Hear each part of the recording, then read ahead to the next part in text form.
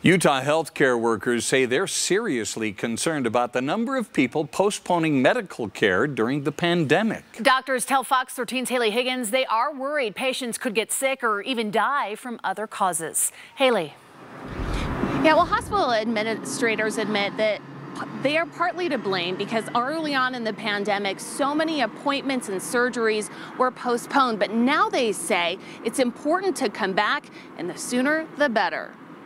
Fear of catching COVID-19 caused Barbara Munoz to postpone several healthcare appointments, including skin and breast cancer screenings.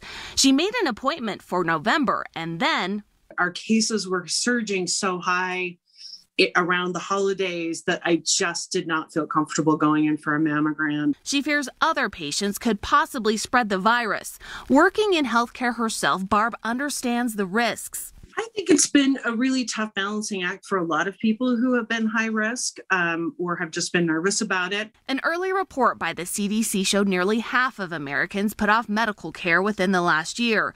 Talar Corsi had new spots show up on her chest that weren't going away. When I finally got around to getting the referral, I canceled it because I didn't want to go in. When we see trends like this, they are very concerning. Since March, University of Utah Health reports childhood immunizations declined 3%.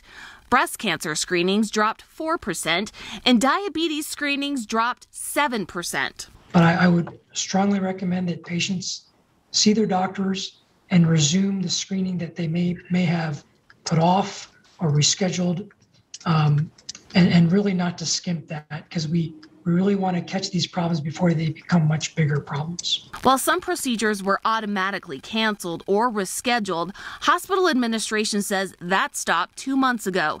They admit some patients still have not rescheduled. I have this list in my head of all these appointments that I'm going to schedule as soon as I've got that second shot scheduled, within a couple weeks after that, like all these things that I want to do that have been piling up.